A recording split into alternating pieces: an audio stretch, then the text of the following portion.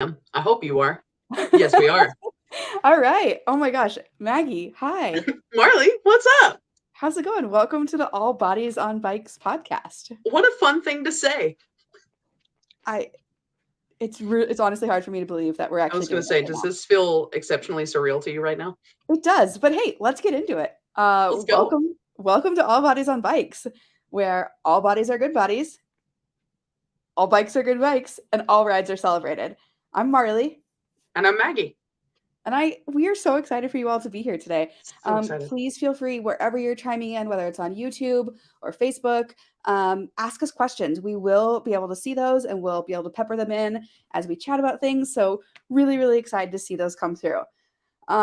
We've got a really, really exciting guest for you today. We do. But before we get into that, let's talk a little bit about what this podcast is going to be. Let's do it.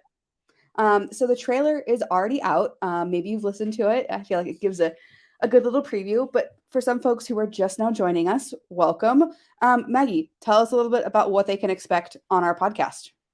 The main point of our podcast is exactly what you said when we started. All bodies are good bodies. All bikes are good bikes. All rides should be celebrated. So this is just going to be a place to encourage everybody in joyful movement.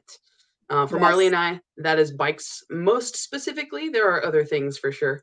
But that is how we got to all bodies and why we're here to hang out and chat with you guys tonight. Yeah, definitely. And you might be thinking like, oh God, another bike podcast. Like, don't we have enough of those? And like, yeah, there are a lot of bike podcasts out there. But this one, our goal is to be different. We want to share stories that you might not hear normally. We want to talk to folks who you might see out at events and be like, I wonder what that person's story is. Our goal is to hear those stories and to tell those stories. Really importantly, we're not a weight loss podcast. No, we don't are not. care what your body looks like or any of that. We're also not a fitness podcast. We're not going to tell you, how to get faster or leaner or any of that stuff. We might have guests that talk about increasing your speed or performance or whatever, but at the end of the day, we are here to celebrate joyful movement. I think the thing that always makes me nervous is when anybody uses a number. Like you're never going to tune in and hear, here are the 14 steps to get 15 seconds better at 37 different things. That's something that always makes me nervous. And that's not why we're here. So Definitely. So before we bring our guest on, just really want to say special thanks to Feisty Media for helping us do this. Maggie and I, turns out, have no idea how to put on a podcast besides just talking. But thankfully, Feisty Media is here to help us. They've also got some other really, really good podcasts. So highly encourage you to check those out. They've got lots centered around women's performance. They've got one about menopause, triathlons, all sorts of good stuff. Also, for those of you who are tuning in, you have an opportunity to win some super sweet prizes, an entry to the Gone Graveling Festival, an All Bodies on Bikes bag, or one of 5 pairs of Gooder sunglasses. So keep an eye out on your email after the broadcast. We will notify winners there. And Maggie, where can folks find the podcast? Wherever you like to find podcasts. We're going to be on all the platforms. We're going to be on Apple. We're going to be on Spotify, and I could keep listing them if I had enough time. But yeah, if you've ever listened to a podcast on a location, we're also going to be there. Yes. So do this with me. You're going to pull out your phone. You're going to open up your podcast player. I actually tend to switch between Spotify and Apple Podcasts. Spotify is like my fun playlist or my fun podcast, and Apple is like my serious news businessy. So, whatever you choose, you're going to go into your app and you're going to search All Bodies on Bikes, and then you're going to click I think it's follow. And the more folks that follow us, the better. Set it to automatically download, store up those episodes. We will be releasing new episodes on Wednesdays, starting this Wednesday. So keep an eye out for that. And once you follow us and if you subscribe, those episodes will magically show up on your phone. So should we bring our guest on? Yeah. Okay. Let's do that. So today's guest, you all know her. She is our co-founder of All Bodies on Bikes. And I'm going to go ahead and read a little intro because Kaylee might be like one of the most accomplished humans I know, uh, but she's very humble about it. So, Dr. Kaylee Kornhauser, and we'll talk about that, is the co founder of All Bodies on Bikes and a lover of all types of biking. Kaylee is an advocate for body size inclusion and has shared her experience as a fat cyclist through many outlets, including Bicycling Magazine and the All Bodies on Bikes film by Shimano, which I just rewatched before we got on here to like remind me of where we came. And I have some questions for you, Kaylee, going back to that film. So we'll get there. When she's not biking around her new home in DC, you can find her working as a facilitator for the U.S. Department of the Interior. Welcome, Kaylee. Hi, thank you for having me. I'm already cracking up. You two have great banter. It's going to be such a successful podcast. Oh, thank you. I've been listening to a lot of Maintenance Phase because I love their banter and just trying to like do my best Aubrey Gordon. You're doing it. I'm so impressed. This is so professional. We've dreamed of this day, and here it is. So it's so wild. Yeah. So question for you, Kaylee. Let's just start with the basics. You're now a doctor. Tell us about that. Yes, not a medical doctor. There's lots of different kinds of doctors. Just to be clear, I have a PhD. All doctors are good doctors. Yeah, all doctors are good doctors. I don't know. Actually, you're right. That's not true. Not true. Not all true. Dr. Kaylee Kornhausers are good doctors. Thank you. I've got a PhD in forest ecosystems and society now.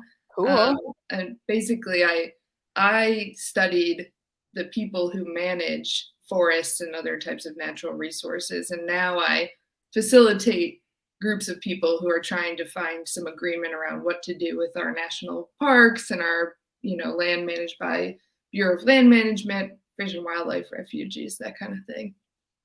That sounds like a big responsibility. Yeah, it's definitely different than the bike stuff. I mean, the bike stuff. This is what I always call the bike stuff, and then the school stuff. Although now I'm done with school forever, which is like sad. Yeah, it's very serious, but it's also very fun, and I feel like it's very impactful, which is also why I love this type of work and what you all are doing. So, oh well, you're included in that as our co-founder.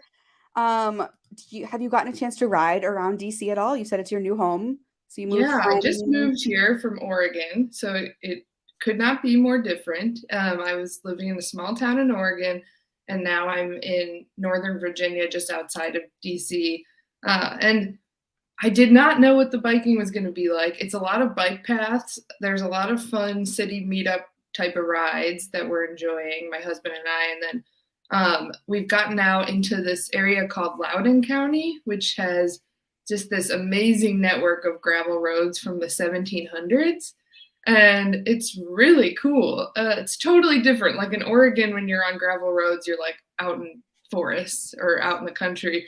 This is like out in like really wealthy people's houses. So it's just really different. And the mountain biking is so different. I think it's a lot harder. But the riding it's been exciting to try all this new type of riding and meet people through biking, which is one of my favorite parts of cycling. Yeah, same. I mean, that's how you and I met. Yeah.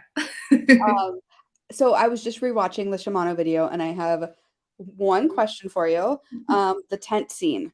I mean, obviously I was there, but I had no idea how much you were actually struggling with your tent. Did you ever get that pole fixed? Yeah, so for folks who haven't seen the film or it's been a while, the tent pole thing is I had one of those tent poles that had the elastic string in it, but the elastic was totally worn out. And so I could not get the tent pole to go together. And the film crew was interviewing me at the time where I was setting up my tent. It was quite a serious questions, and I could not get this tent together. And it goes on for like a bit. And so I did not fix it right away. It took me a couple more bike packing trips before I remembered to go buy more of that elastic string stuff. But I did fix it. Nice. And so it's all working. And next time I go camping, I'll use it. That's awesome. I love that you didn't just throw out the whole tent. You were like, no, I can fix the pole. It was very easy to fix. Yeah, if your tent pole string doesn't work, you can fix it. That feels like refolding maps and tent pieces. Those feel like just cruel jokes honestly. Yeah, I can't refold a map for the life of me. No. And then so I've recently gotten into mountain biking. Kayla, you were always the more of the mountain biker, and now that I live in Arkansas, which is calling itself the mountain bike capital of the world, to be debated, whatever. I'm like blown away by that bridge that you were riding on at the beginning. Like, wow. What was that like? I had never ridden a wooden bridge ever before filming that opening scene of All Bodies on Bikes.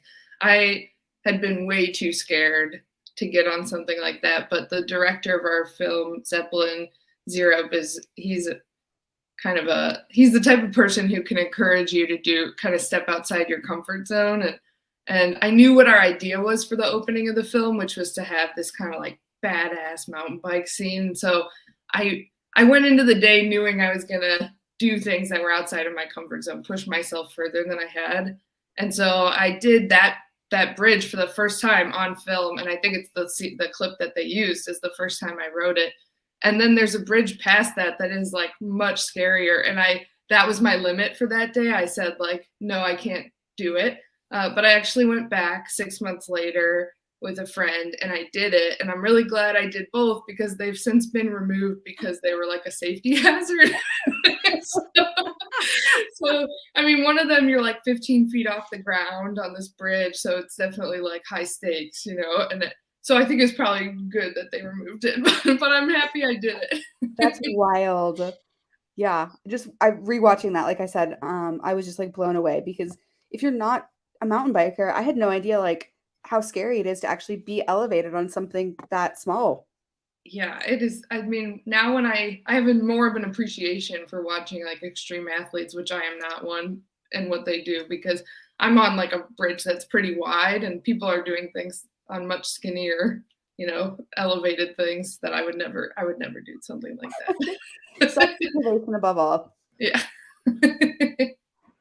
So in the intro, and I know you and I have talked about this all sorts of times, but I have learned so much from you about the use of language and the power of language. And I think that you are more eloquent than I am. So you self-describe as a fat cyclist. Can you tell us why you choose to use that word and what it means to you? And yeah, I don't know if I'm more eloquent than you, and you certainly have done a great job spreading, but I'll share.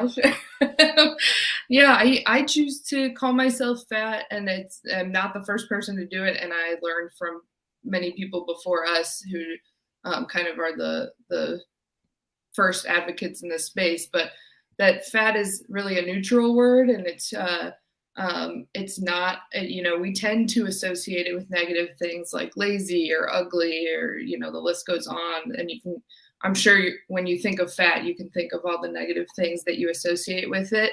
But really, it's just about the size of our body. And so I chose to reclaim that word. And I know, Marley, that you have as well. And I found a ton of power and liberation by using the word fat and taking the negative away. And so if somebody calls me fat now and they're trying to insult me, it doesn't work because to me, it's a word that I call myself. It's not something that I call myself in a negative way.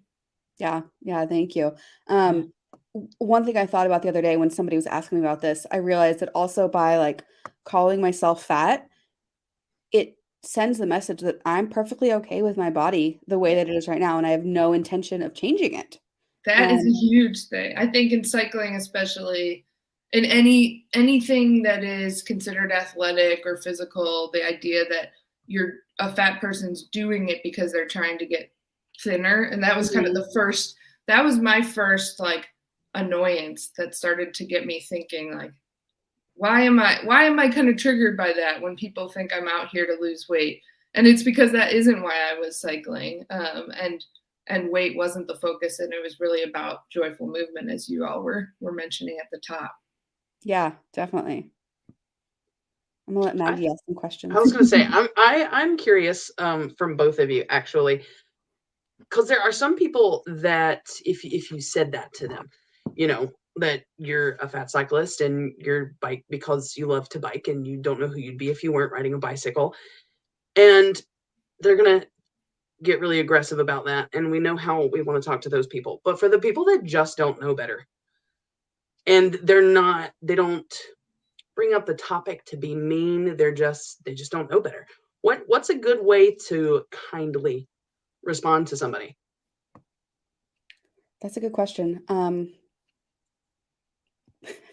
I can try. All we can do is try. Yeah. Exactly. I Yes, for forgot how to sure. be kind lately. I have that. People have been peopling very hard. I don't know if you've noticed that, but they have been on some stuff recently. Yes. I think there's some misconceptions about fat and health. For sure. Yeah. And there's a lot of ableism when we think about fat and health. And people are quick to say it's okay to be larger as long as you're healthy. And Yeah. I try to push back against that because that's ableist rhetoric, right? It's like it's okay to not be healthy, and it's not our place to judge people or place value on health the way that we do. So I think I try to not come to that defense, but I also think there's a lot of misconceptions, right? Calories in, exercise, calories out through exercise, and people think that people a lot of times will say to Marley and I, and to anyone who identifies as fat in a space like this, like, why, if you cycle more, you're gonna lose weight. Yeah, why are you still so fat, Marley, if you did 100 miles unbound? Like, yeah, like you really would did that. Yeah, you must not be telling the truth, right? And so our bodies are literal evidence against this common narrative. And I think that makes people uncomfortable. But I think it also, I don't want to then jump to like, well, then you should think I'm okay because I'm healthy. Like only a healthy person could ride their bike 100 miles. Like I guess so that's why it's difficult to answer your question, Maggie, because so quickly we jump to these narratives that then put other groups of people down to try and elevate ourselves. Yeah. I've thought about this a lot. Sorry if I just interrupt you, Maggie. I think we have to be really careful in the space that we're working in with All Bodies on Bikes, because there's often an association with riding bikes or exercise with the fitness, weight loss, quote unquote health industry. And at the end of the day, as we're establishing ourselves as a nonprofit and as a real organization, being really clear with our values of like, no, we want to empower you to ride a bike joyfully. Whatever your reasons for riding that bike, those are yours and yours alone. Like, we don't care. I don't even want to get into it, but like, I don't know. There's a lot of assumptions that get made because you and I, all three of us, we all ride our bikes a lot. So it's like, people apologize to me. I was on a long ride yesterday and people were like, oh, I haven't been on a bike in so long. I'm so bad. I'm just like, I don't actually care at all. Like, are you a good person? Cool. That's what matters. Yeah. I also think this is a great question, Maggie. I think one thing I like to pose to people is, how do you come to move your body? Do you come to movement through punishment, or because you think you're supposed to do this as like almost like a ritualistic way to change your body? For me, that is not a motivator. Another thing that isn't a motivator for me is getting faster or better. Like that's not going to motivate me personally to move my body on a bike. But what is going to motivate me is that I have a lot of fun and I make community and I meet people and I see beautiful things on my bike. And so motivating through joy is for me, and I think for other people that we don't tend to think of as athletes, that is what brings them to cycling. It's what brings them to all sorts of types of movement. So I always try to frame that to people who ask these types of questions too. Definitely. Karen brings up a good point about shame. I think there's a lot of shame that brings people into riding bikes or trying to get healthier or whatever. On your point about motivation to get faster, Kaylee, I feel very much the same way. Especially when I've got like, I don't know, I'm at the back doing party pace, even though, okay, let's talk about party pace in just a second. We're gonna sidebar on that. But so yesterday I was doing this like 36-mile ride, and there was a weather system that was gonna move in around like 2 or 3 o'clock in the afternoon. So yesterday I was actually wishing that I was faster so I could be done with the ride before the weather moved in. And I was like sad because I got back to the brewery where everybody was finishing up. And they're like, "Oh, Marley, you're so wet. You must be so cold. We got done before the weather." And I was like, "Cool, good for you. Like that must feel great to be dry." Sometimes I do wish I was faster, like motivation, Yeah. but like that's not my true motivation. It's oftentimes very in the moment of I wish I wasn't cold and wet, but I enjoyed every second of that ride actually. Totally. Yeah. Yeah. So let's talk about All Bodies on Bikes. So you and I did this film together 2.5 years ago now. It came out almost 2 years ago. Did you ever envision things going this way, or what was your vision for what was going to happen after the film? I have no idea. I love that. I think if I would have been absolutely blindsided, but I had you as a partner in all of this, Marley. So I think you saw what was coming more than I could have. And so we had a little bit prepared. I don't think we had any idea. We had no idea. Good Morning America, like what was actually coming, no. But we were prepared to like get a few more Instagram followers. Like, maybe do a podcast interview, but not like have a podcast or a nonprofit or be like we have done multiple more videos now, like that type of thing. I mean, the fact that we both had to sit down and think, is this going to be our full-time thing now? yeah. And that we came to different conclusions, and we've supported each other and worked through that. And that's, I think, like, no, I didn't expect it. It's been an just the most wonderful opportunity of a lifetime. Totally surreal, right? Don't get to do. And I'm also just grateful to have a partner in it, and now this much bigger community of people. Well, let's talk about that. We've mentioned the nonprofit a couple of times.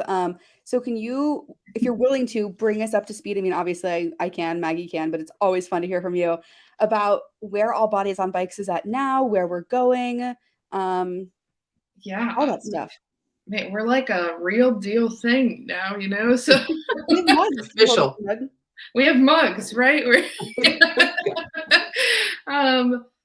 So it took us a little bit, but we now have a group of people that we've called this leadership committee, and we've got this executive committee, and we're very close to being an official nonprofit. Within the next month or two, we'll be there, and we've so that's really amazing, and that's going to allow us to have the infrastructure to make this a long-term thing where we have programming throughout the country and in other countries, and have the type of support that just Marley as one full-time person couldn't do, because nobody can do it. Marley can do like a lot more than one regular person, but not the whole, not everything. So we've got that. We've got chapters. We have 10 chapters right now, and all over the country that have all kicked off. And Maggie's actually one of our chapter leaders. Yeah. I am. Tell us about your chapter. Sorry to interrupt you, Kaylee. No, keep going. Yeah, for sure. So I'm located just north of Charlotte, North Carolina. So yeah, we've got a chapter. We did our first ride the day after Thanksgiving, which was fantastic. And then planning, we're gonna take our bikes on a date night for Valentine's Day is gonna be our next big ride. We're gonna go to, I was like, Valentine's Day, you need flowers, chocolate, dinner. So we're going to go to a botanical garden, and then a bakery, and then a brewery. And it's going to be amazing. That is such a good idea. And I'm so excited. I might have to plan myself a date like that. This is off topic, but who would I be if I didn't go off topic? I haven't been on a date in so long. You need to date yourself, Marley. You are 100% There's that. correct.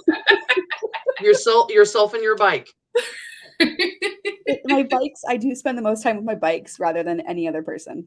Now, do you name your bikes? I don't. I know you do. What are your bikes' names, Maggie? I do. So my gravel bike is Gigi, because if you're just looking at her, it looks like it's just a black bike. But when you get it in the sun, there's like these green stripes that are super subtle. And I'm like, this girl's fancy. Her name's Gigi. And then I just got my first mountain bike, which is a Kona. and I got it at the beach and started like looking up some names and like some deeper meanings. And I think I landed on her full name. Thank you, because I'm that level of something.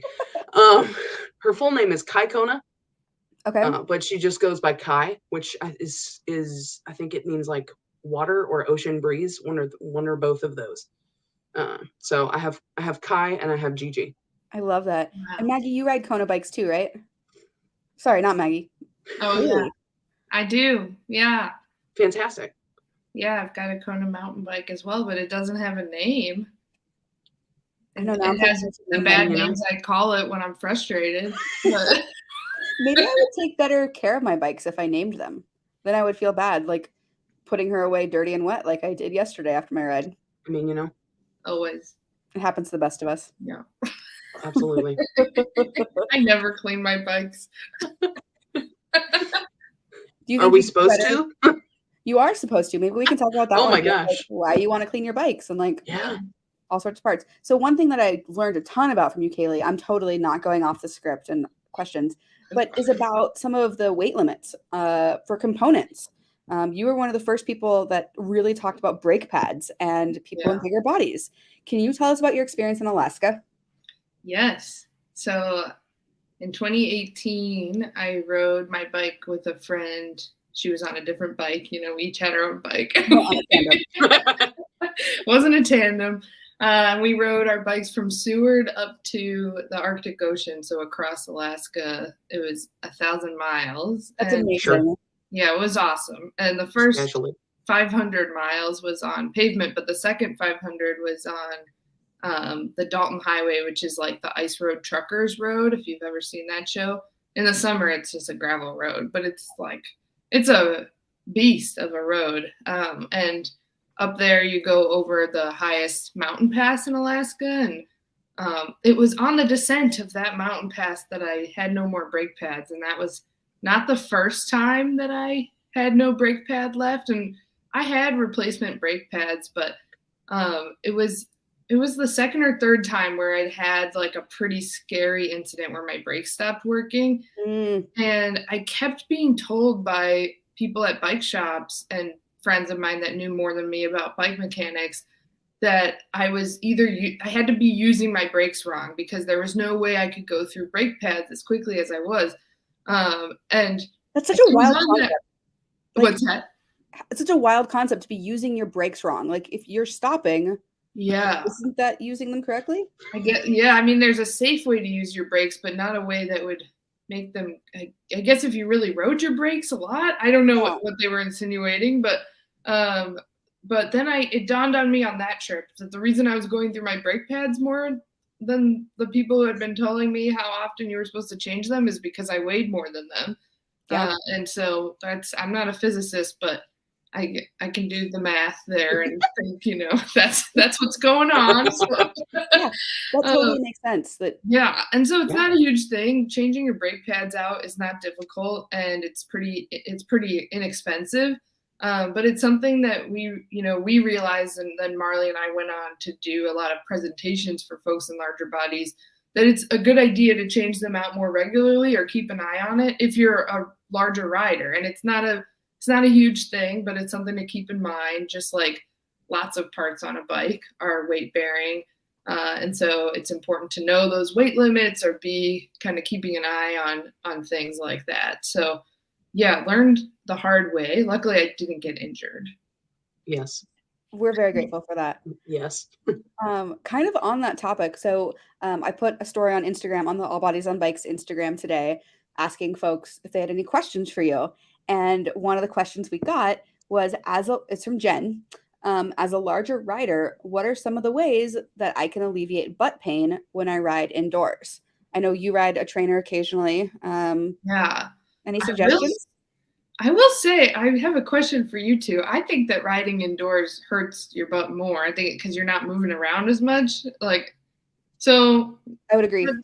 First off, like your butt hurts more inside than outside. But I think it's really, for me, it's important to wear padded bike shorts inside. And I know a lot of people don't. When I go to like a spin class, people are just in leggings, and I'm always surprised and really impressed by people who can do those classes without padded bike shorts or even just ride their trainer. I need to be in bike shorts, but I also ride with the same saddle inside that I do outside. And I know you all are going to do a whole episode probably on saddles. So I don't know if we have to get. Let's talk about it now, because that's one of the Yeah. most frequent questions I know I get. I don't know about you, Yeah. Maggie, but like when I tell people I'm a cyclist, they're like, how do you do that? It hurts my butt so Yes. bad.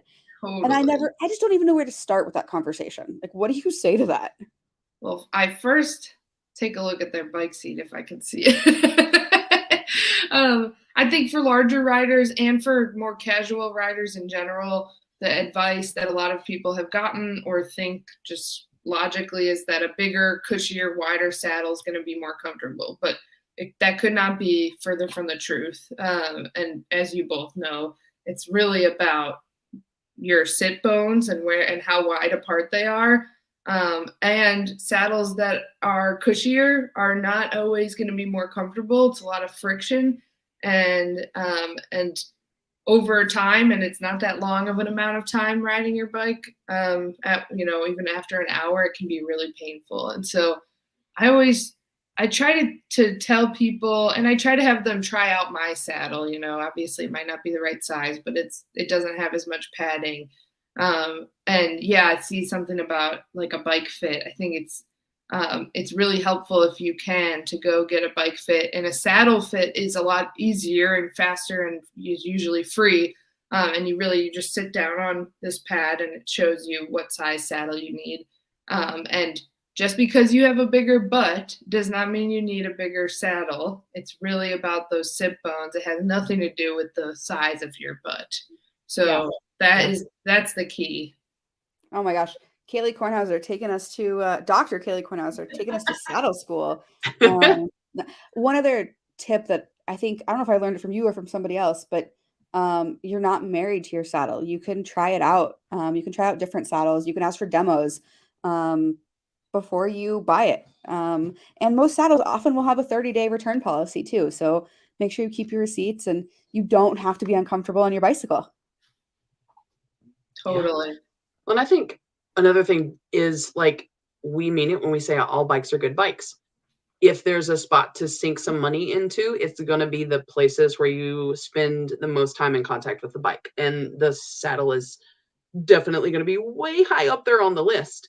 So, whatever bike you're on, if you've been rocking it for 30 years, go find a place that will measure your sit bones and invest in maybe it costs more than the bike ever thought about costing. But if you're going to be that much more comfortable on it, that's an easy decision. Yeah, and then it makes the bike riding enjoyable as well. Exactly. So we had a question come in from Beth, who asked about bike brands that make higher, or other bike companies you recommend that offer bikes with higher weight limits. I've got a couple brands in mind, but I think before we get into brands, steel is going to be your friend. If you can find a steel bicycle, it's going to be hopefully stronger welds, but also just a higher weight carrying capacity.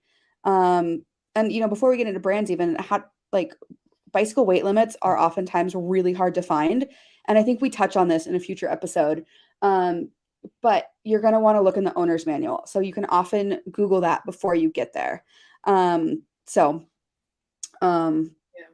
brands would you guys recommend?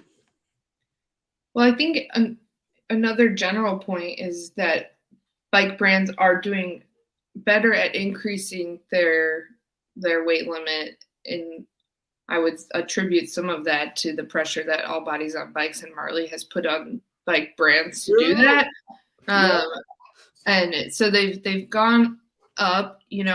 Like we said earlier, I ride Konas mostly, and they have a weight limit around 300 pounds that can go under or over given the which type of bike you're on. But it's also important to remember that if you're getting into like touring or something, or even just like commuting to work or school, and you're going to have heavy bags, that counts towards your weight. And so it's, that you can get up to that weight limit pretty quick. A lot of people can, and some bikes and some wheels come in a lot lower than that.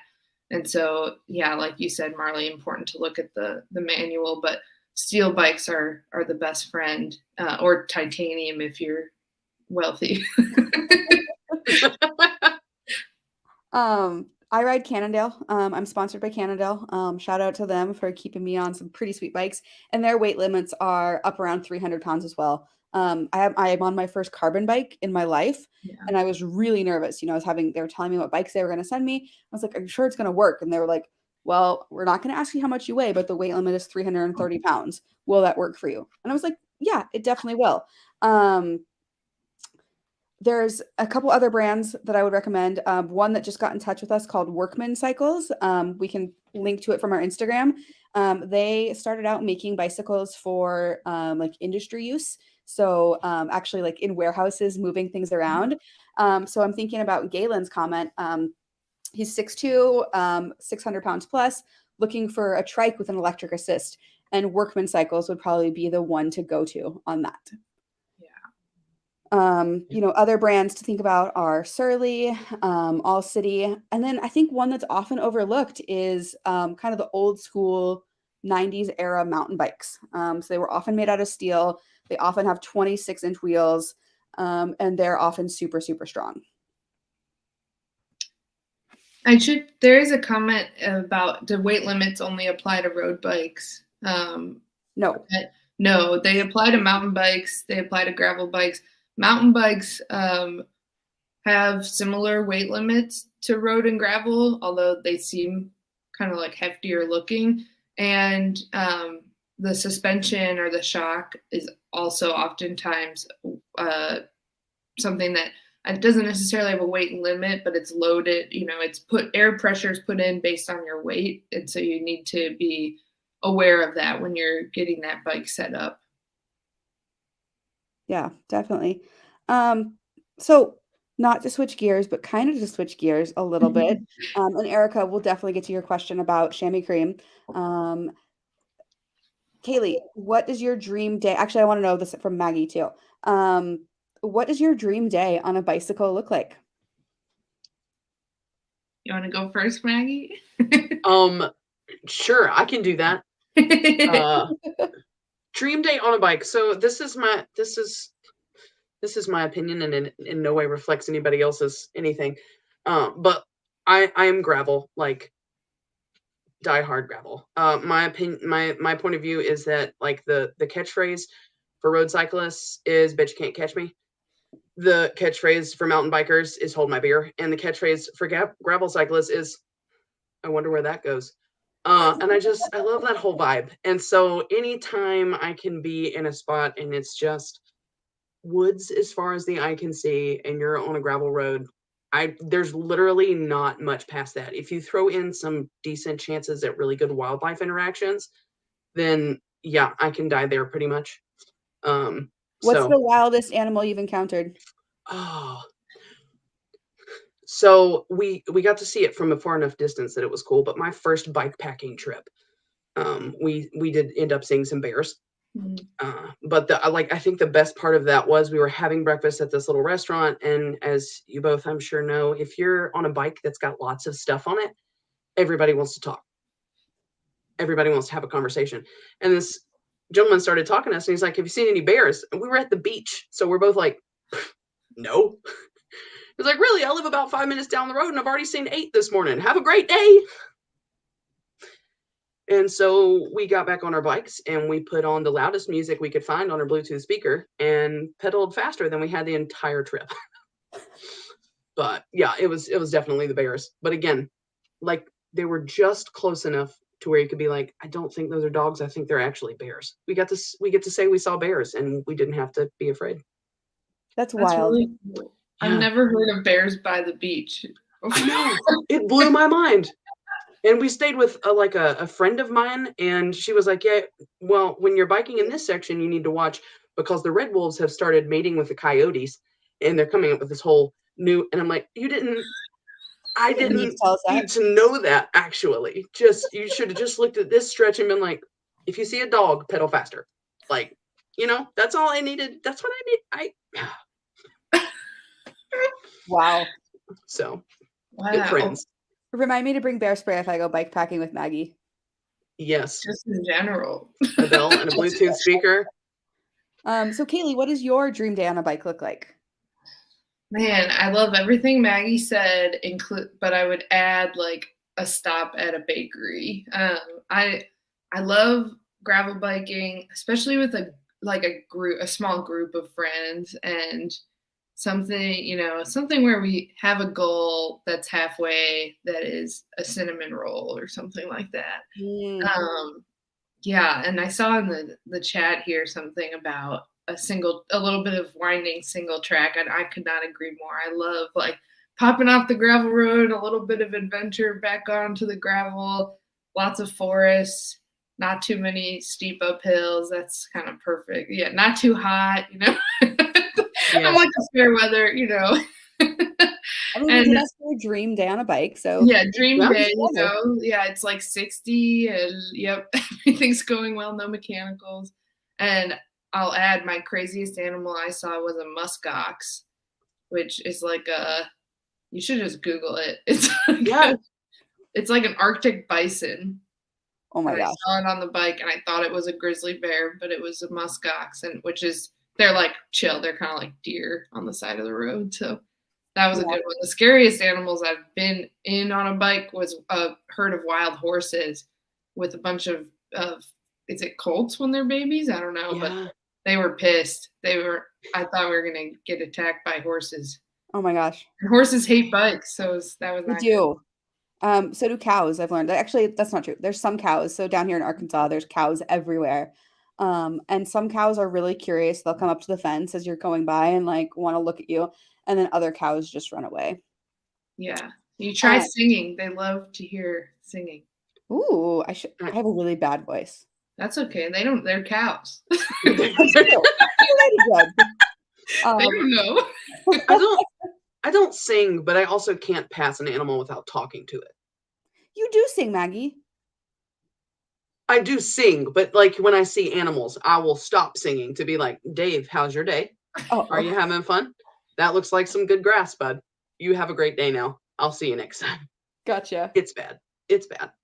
Marley, what's your perfect day on a bike? What's your perfect day? Oh gosh. Similar to both of yours. Wake up in the morning, have a nice cup of coffee, a good meal, wearing a kit that feels good and actually fits me, which I want next topic to talk about, even though we're running out of time. And then just, going for all day, whether that's 30 miles or 60 or 70 or my body goes all over the place. Like right now, I'm still struggling with knee trouble. So like a 25-mile day is a challenging day for me. But sometimes when I'm been riding a lot, a 70-mile day is great. So basically going out, maybe swimming halfway through the day, maybe taking a nap,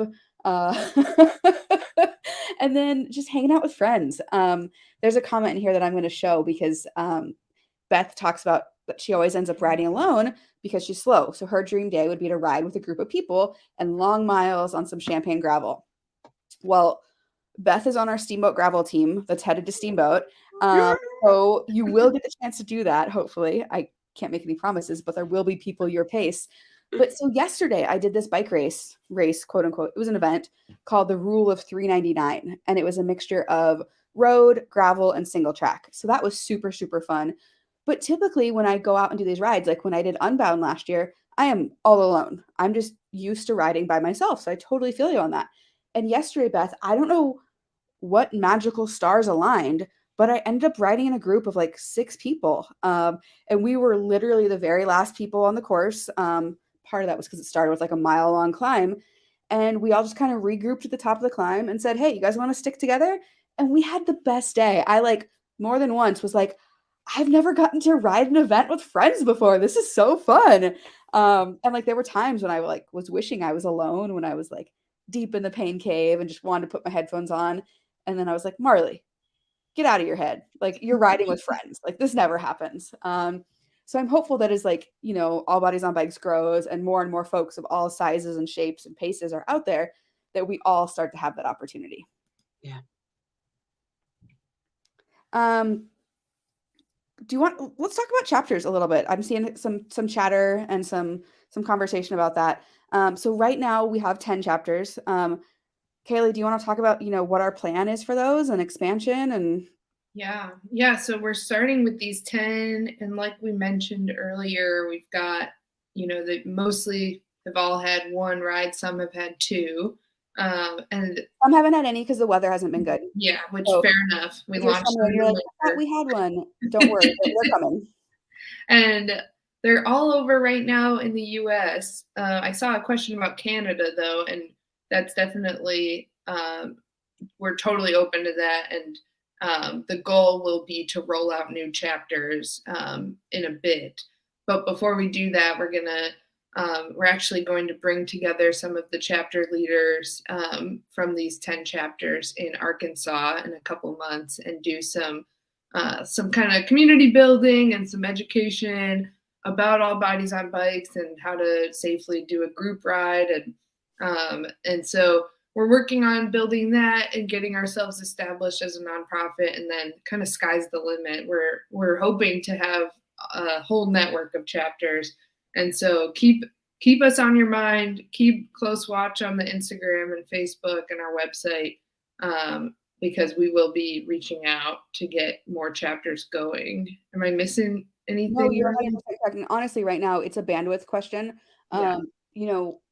It took us this long to get this far, I think, because Kayla and I we're protective of our baby. We don't want somebody to go on an all bodies on bikes ride and get left behind, or to not feel like they're welcomed and feel like they belong.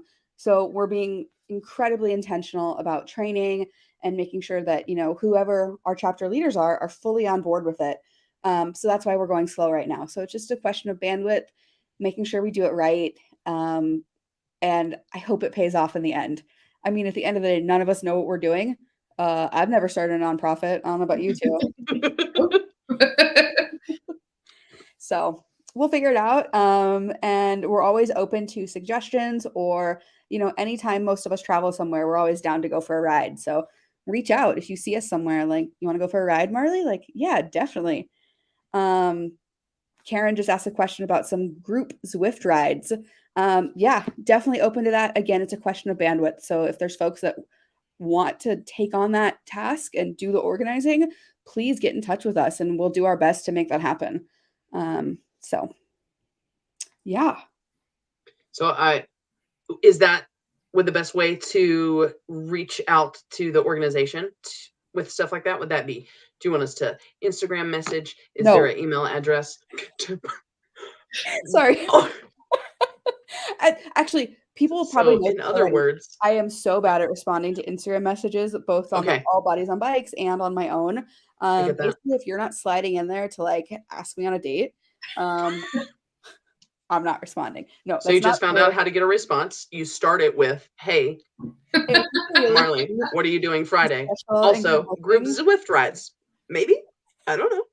But for real, you should email us. Email us at marley@allbodiesonbikes.com or info@allbodiesonbikes.com. We also, this is pretty exciting, we have a podcast at allbodiesonbikes.com. And one of our goals with the podcast is to like do mailbag episodes. So if folks write in with questions or stories, we will spend time on the episodes opening the mailbag and seeing what's in there. That's fantastic. Yeah. So we got just a couple minutes left. Kaylee, I would love to ask you, obviously you're working this full-time job with the government. Do you have any exciting bike plans, or are you getting back to just kind of riding for fun? Yeah, great question. No. I have lots of plans to do a lot more biking around this area. And yeah, kind of getting back into it for me and less for like social media. I'm trying to kind of refocus. I actually took the app icons off my phone for social medias, and I'm just trying to just go on bike rides and not take a picture of it, You can do that? Did it happen? No, yeah, exactly. So it's easier said than done, but no, there's so much around here. I'm excited to get to know. There's a bike ride that I'm hoping to do once the weather gets warmer along this canal that goes from Georgetown to Pennsylvania. Yes. along the river, so it's like perfectly flat. It's beautiful. I worked with a Girl Scout troop last year who was working on training up for that. Oh, And so heck we yeah. talked about, listening to your body and fueling yourself, and Amazing. they watched our film and they were so excited for it. So I'll watch the film too and get excited. That'll be great. Perfect. Yeah, other than there that, won't just be any hills like that. yeah, riding city bikes to new restaurants. That's my bike plans. I love it. I love it. What about you, Maggie? What do your bike plans for this year look like? More bike packing this year is my main goal. I really enjoy that. My one big trip I've been trying for the last couple of years with my mom to go to a relatively new national park, Cuyahoga in Ohio. I don't remember why it happened the first time, but I was like, you know what you never see? Baby herons. Oh. Like, have you ever seen a baby blue heron? No. I saw a big one yesterday. Yeah. So I started Googling it because I was like, where do all the herons come from? And it turns out Ohio. This one national park has the biggest like blue heron. I think it's called a rookery. Yeah. In the country. So we're gonna go. It's got a train that runs from the south end of the park to the north end of the park. My mom loves trains. They turned the old train track into a rail trail. I love riding my bicycle, and so she's going to do the train up. I'm going to do the bike up, and then the next morning we're going to get up and go look at baby birds. And that's like one of the things I'm most excited about, I think. Yeah. What time of year are you going to do that? I emailed the park, thank you very much, and had a park ranger respond to me on the best time to see the baby birds. I'm literally pulling it up right now. From I think we're going to go in June. March to April is when they're building their nests. I've done my research on the baby birds. April and May is when they start hatching, and then they've usually left the area by early July. So we're going to go I think we decided mid-June. Well, oh my gosh. See you there. I'm going. Exactly. Exactly. Going to that. Yeah. It's amazing. And then on top of it, like the rookery is here. The next river down, there's river otters. The rookery on the north end of the park stopped like being in full function because there's a pair of nesting eagles. I'm like, you're speaking all my love languages right now, Cuyahoga. It's a fun word to say, which is also a big deal to me. So that's what I'm most excited about. Oh my gosh, that's awesome. Yeah. I'm going. Yep. Bring it on, Kaylee. I'll let you know. I'll send you the exact dates. Me, you, and your mom. We're going. Exactly. We're going. Just come hang out. Actually, it'll be great. Maggie's mom joined us last year in Steamboat, and she is amazing. So I think you would get along well with Maggie's mom. And I have a parks pass, so I can get us in.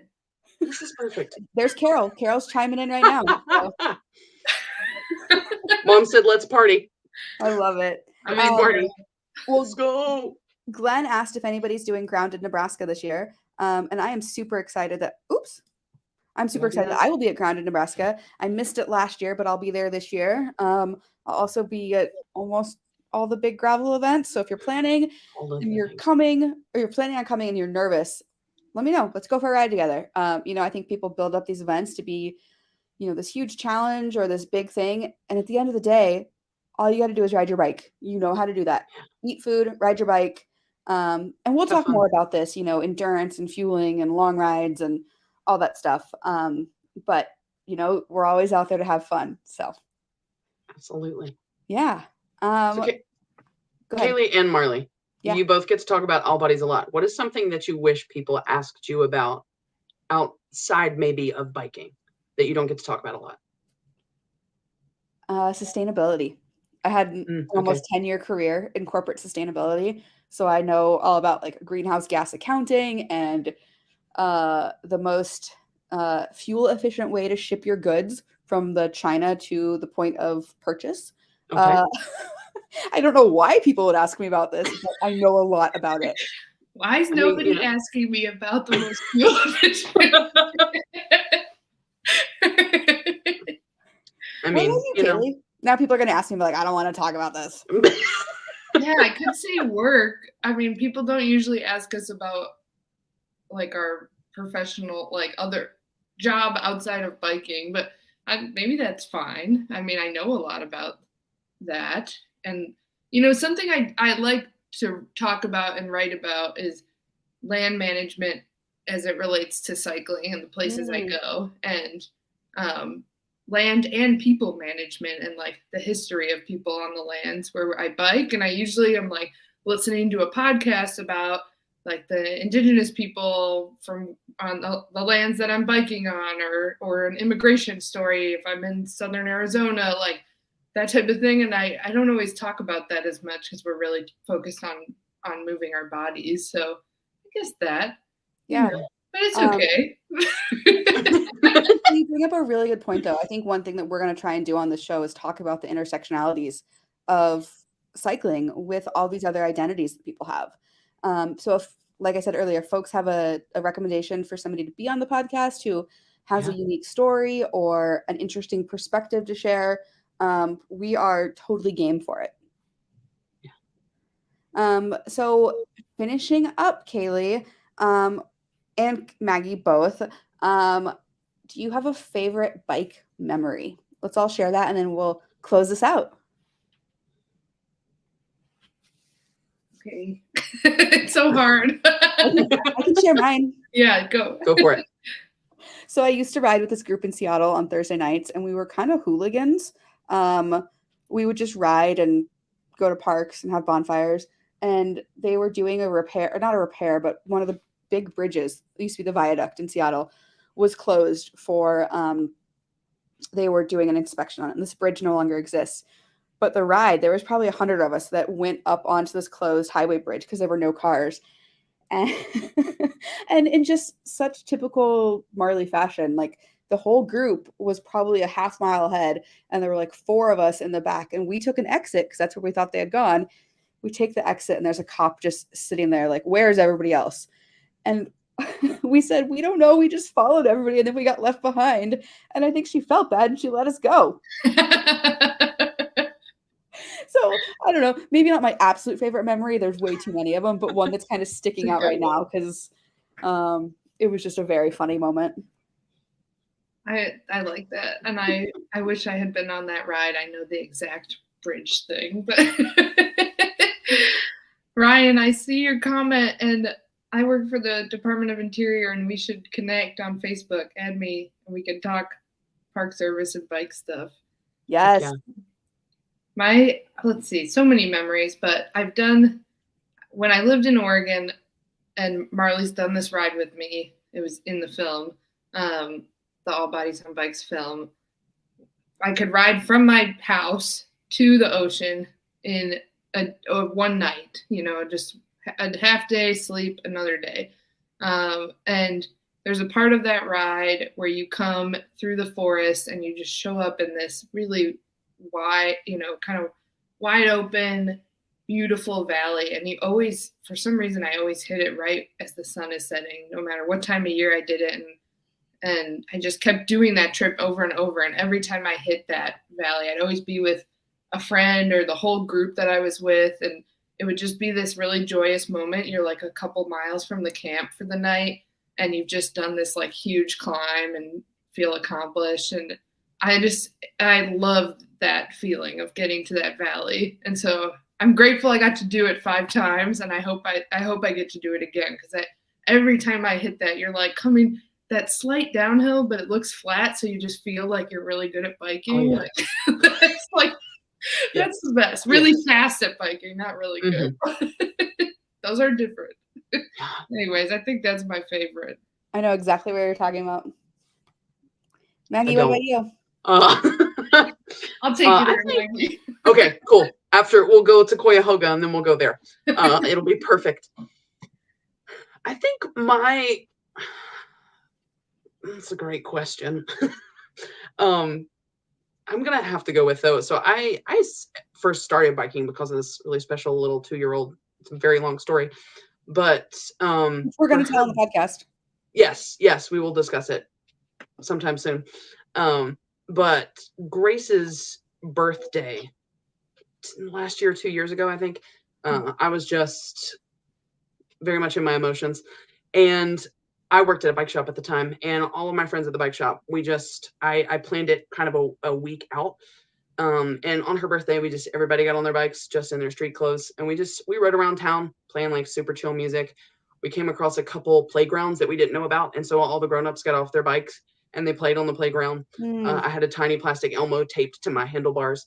We got back to the bike shop that shares a parking lot with Harris Teeter. We went in and we got like some cupcakes and we all went out and we just kind of stood in a circle and we had a little birthday cake moment.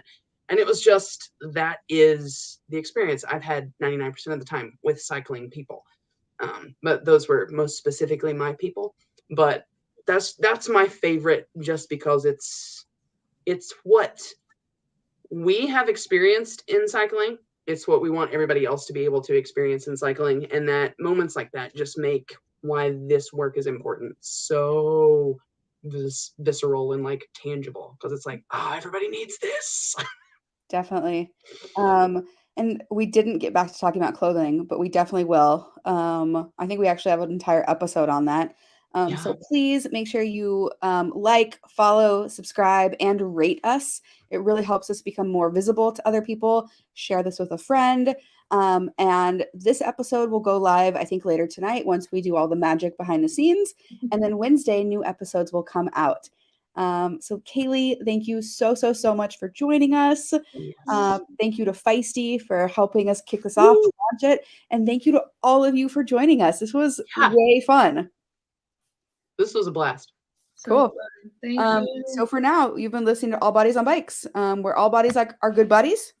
Let's all bikes are good bikes. And all rides are good rides. You nailed it. You nailed it. So there you go. I'm really good at putting people on the spot. All right. That is all for now. I hope you all have a great night and share this podcast with a friend or 20. Yes.